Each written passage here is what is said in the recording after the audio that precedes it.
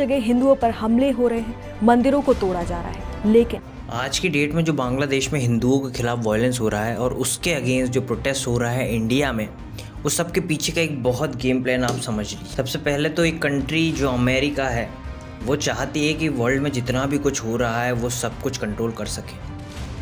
और आपने रिसेंटली देखा होगा कि चाइना ऑलरेडी एशिया में जो है काफ़ी कुछ डेवलपमेंट कर रहा है और कहीं ना कहीं एक अमेरिका को एक लेवल पर टक्कर देता है। और दूसरी तरफ इंडिया भी अमेरिका की कोई बात नहीं सुनता है। इंडिया अपनी पॉलिसीज़ एक बहुत ही इंडिपेंडेंट लेवल पे डिसाइड करता है और इसी के चलते अमेरिका चाहता था कि भैया बांग्लादेश जो है उसका एक बेस बन जाए जहाँ से वो इन दोनों कंट्रीज़ पर नज़र रख सके। उन्होंने शेख हसीना को बहुत समझाया, लेकिन शेख हसीना प्रो इंडिया थी और उनके चाइना से भी अच्छे खासे रिलेशन थे और इसी के चलते आपने देखा होगा कि उनको वहाँ से टाटा बाय बाय करवाया गया। और उसकी जगह पे आज की डेट में ISI के एक दलाल जिनका नाम है मोहम्मद यूनिस, जो सीधा सीधा पाकिस्तान से सपोर्ट लेते हैं, उनको वहाँ बिठा दिए गए।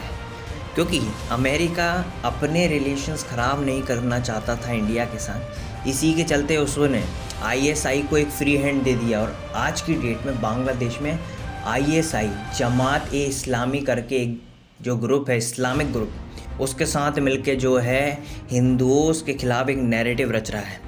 उसने क्या किया, एक बरशाल करके जगह है बांग्लादेश में, उसको अपना बेस बना दिया है, जहाँ पे उन्होंने अपने एजेंट्स भेजे और कहा कि जितने भी हिंदू फेस्टिवल्स आज की डेट में हो रहे हैं वहाँ उनकी फ़ोटो खींच ली जाए। और रिसेंटली उन्होंने दुर्गा पूजा में यही किया, उस फ़ोटो को खींच के आज जो फ़ोटो सर्कुलेटेड है वहाँ की कुरान शरीफ को दुर्गा माँ के कदमों में दिखा दिया।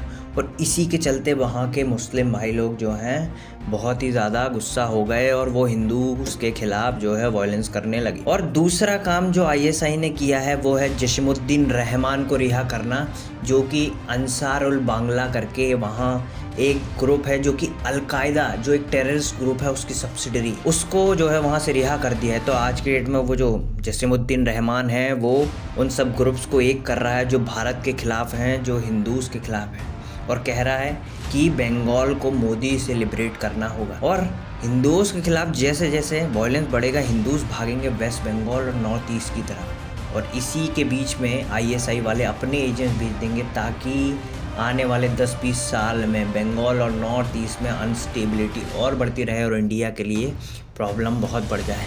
तो भाई ये पूरा षड्यंत्र जो आज की डेट में रचा गया था वो है अपने बाइडन साहब, उनके कारण था।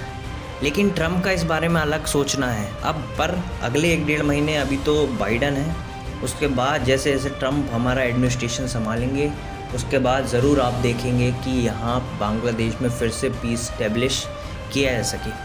तो क्या अगले कुछ महीनों तक इंडिया बस चूड़ियाँ पहन के बैठे रहना चाहिए इंडिया को? नहीं, इंडिया को ये देखना चाहिए कि सबसे पहले इंडिया जो है बांग्लादेश को एसेंशियल मेडिसिन एक्सपोर्ट करता है, सबसे पहले तो वो एक्सपोर्ट जो है वहाँ कट कर देना चाहिए ताकि बांग्लादेशियों को भी समझ में आए कि अगर हमारे हिंदू भाई बहनों को कुछ होता है तो इसका खामियाजा आपको भुगतना पड़ेगा। वहीं दूसरी ओर हमारी जो एजेंसी है रॉ, उसको भी इंटरनेशनल लेवल पे बांग्लादेश को इस तरीके से नैरेटिव के थ्रू जो है शो करना चाहिए कि किस तरीके से माइनॉरिटी के ख़िलाफ़ इतना ज़्यादा वायलेंस हो रहा है, ताकि बांग्लादेश पे एक इंटरनेशनल प्रेशर बने और मोहम्मद यूनिस जैसे जो ISI के दलाल हैं उनको समझ में आए कि वो ऐसे ही अपने हिसाब से कुछ भी नहीं कर सकते। इस सभी के साथ आप सभी को जय हिंद, जय भारत।